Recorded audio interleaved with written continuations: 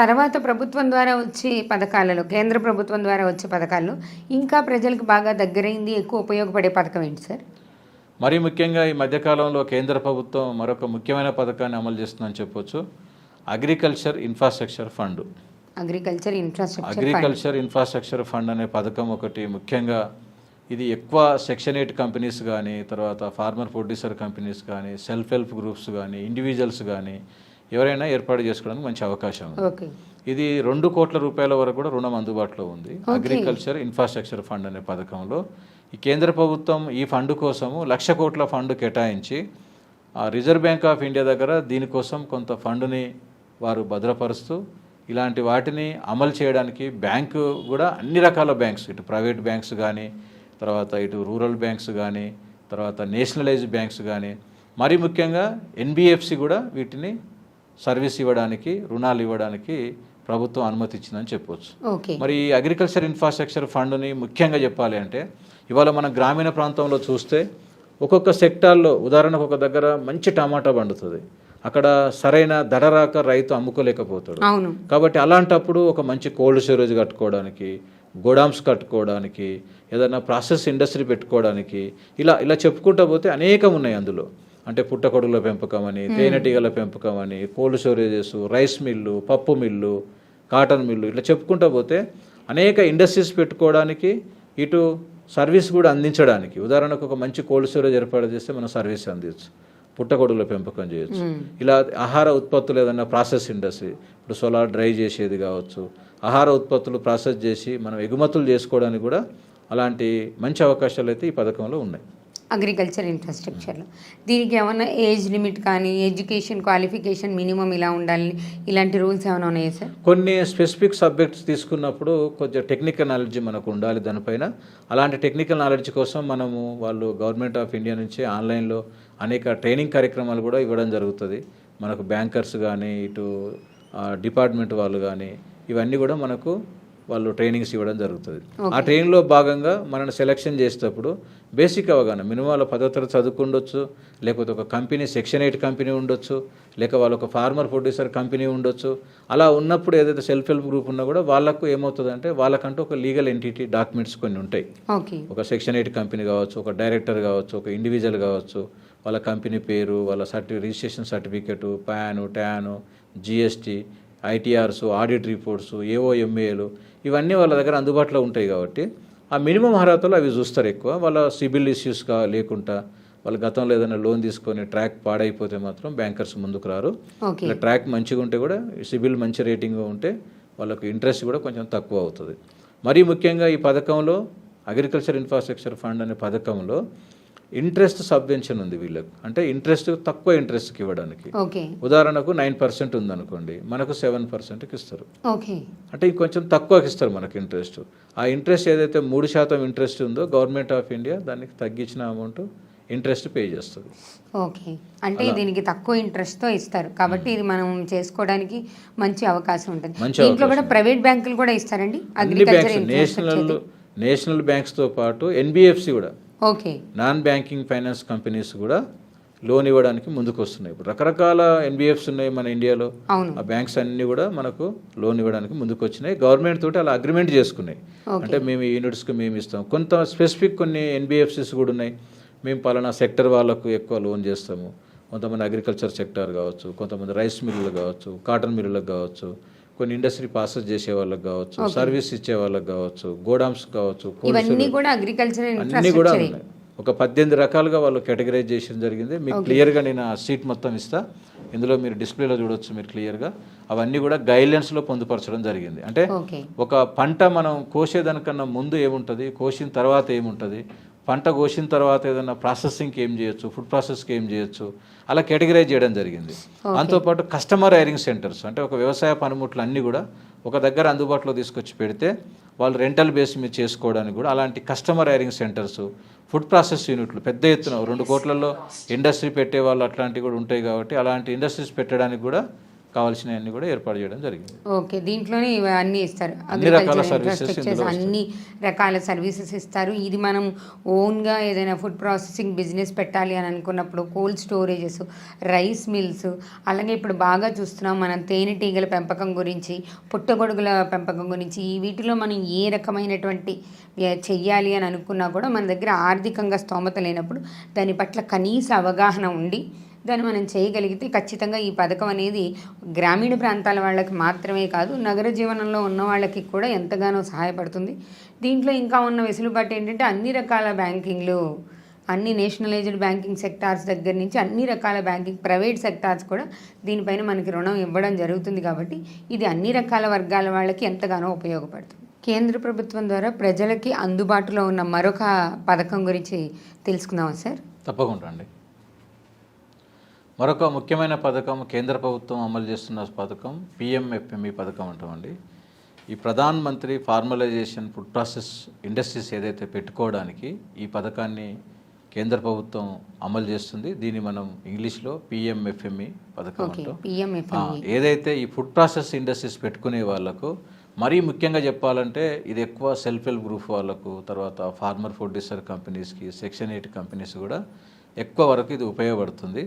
గ్రామీణ ప్రాంతంలో కానీ పట్టణ ప్రాంతాల్లో కానీ ఎవరికైనా ఇది సెర్ప్ డిపార్ట్మెంట్ ద్వారా ప్రతి డిస్టిక్ ఒక డిఆర్పిస్ ఉన్నారు, డిస్టిక్ రిసోర్స్ పర్సన్స్ని ప్రభుత్వం, రాష్ట్ర ప్రభుత్వం వారి ద్వారా అమలు చేస్తున్నారు. వాళ్ళు మనకు సహాయ సహకారాలు కూడా అందిస్తారు.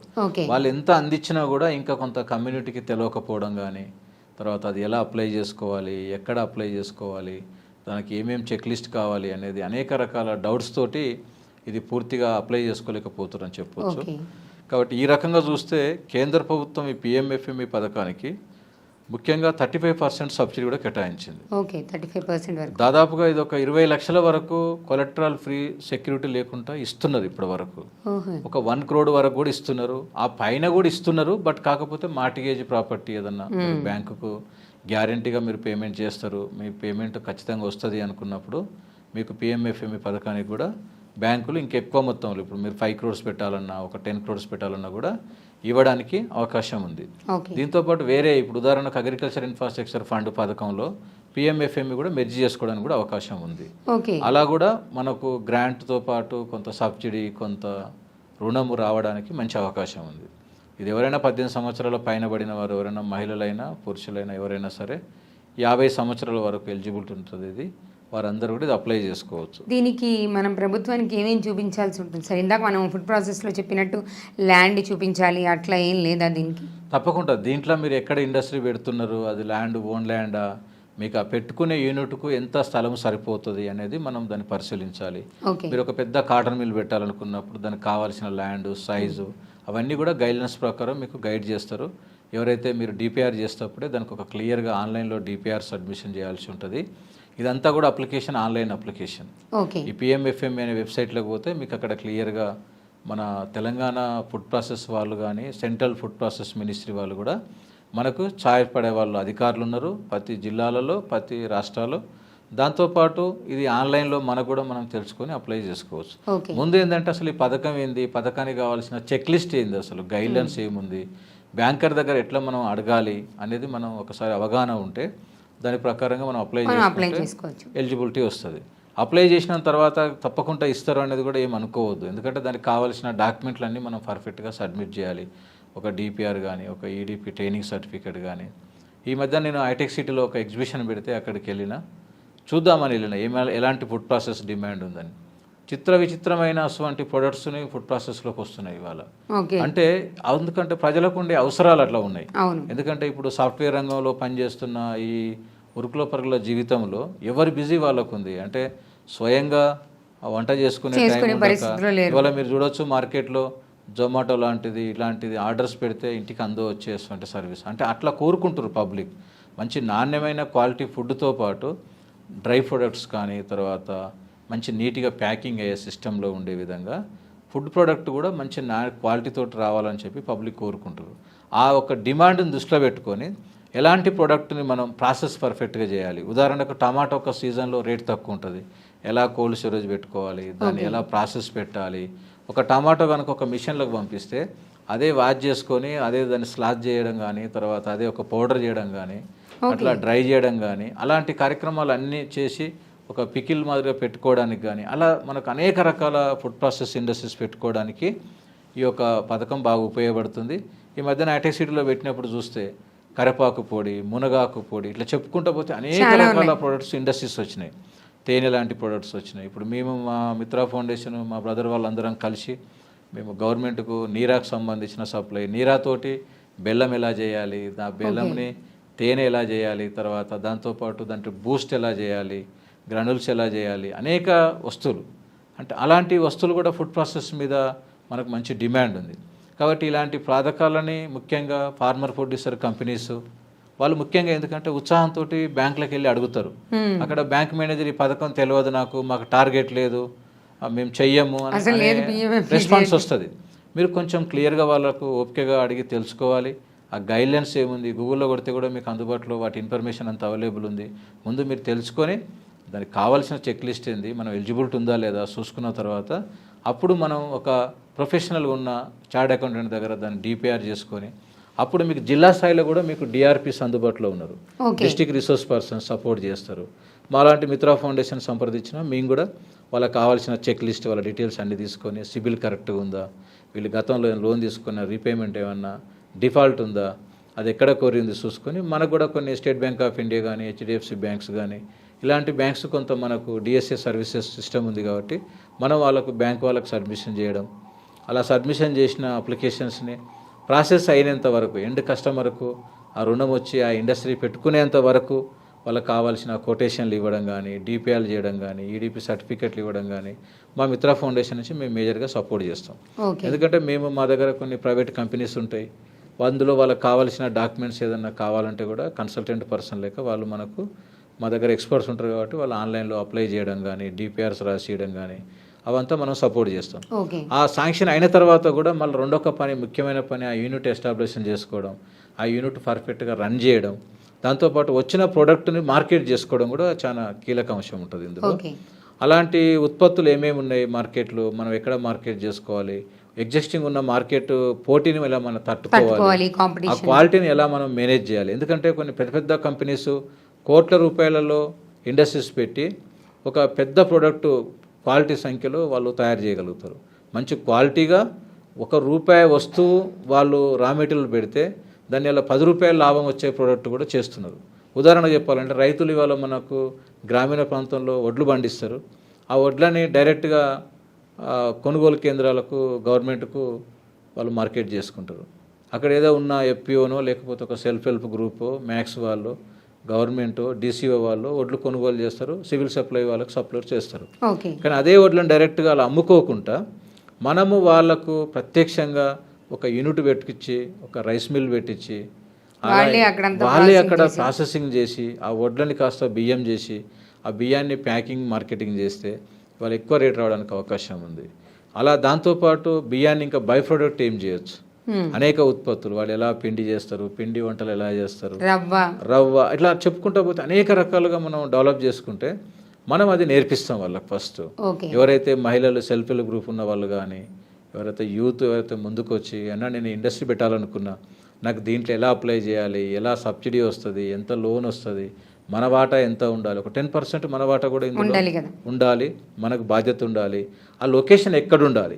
ఎక్కడో మారుమూల ప్రాంతంలో పోయి నువ్వు డిమాండ్ లేని దగ్గర పెద్ద ఎత్తున ఇండస్ట్రీ పెడితే అది మార్కెట్ చేసుకోలేకపోతే, ఏదో ఉన్నది కదా నాకు పథకం ఉంది, నాకు బ్యాంక్ లోన్ ఇస్తుందని చెప్పి నువ్వు బాగా రద్దీ ప్లేస్లో పోయి పెడితే వాటి రెంట్ ఎక్కువ ఉంటుంది, మెయింటైన్ చేయలేకపోతాం, ఖర్చులు ఎక్కువ అవుతాయి, లేబర్ కాస్ట్ ఎక్కువ ఉంటుంది.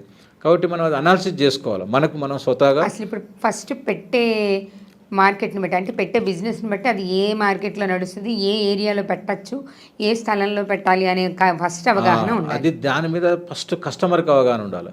ఎక్కడి నుంచో నాకు కాల్ చేస్తారు, జనరల్గా అడుగుతారు, అన్న నేను ఇది ఇండస్ట్రీ పెట్టాలనుకున్నా, నాకు 10 లక్షలు అవుతుంది, నేను మా ఊళ్ళో పెడతా అంటారు. అరే మీ ఊళ్ళో అది పెడితే అది వర్కౌట్ అవుతుందా కాదా, అది ఎంత లోన్ ఇస్తారు, మరి మీ బ్యాంకు దగ్గరలో రుణం ఇస్తుందా ఇవ్వదా. ఆ బ్యాంక్కి వెళ్ళానా కొంతమంది రుణం ఇస్తాన్నారు అని చెప్పి సంతోషంగా చెప్తారు, కొంతమంది ఏమో బ్యాంక్ ఎన్నిసార్లు తిరిగినా రుణం ఇస్తలేదు అని నిరుత్సాహ కూడా పడిపోతారు.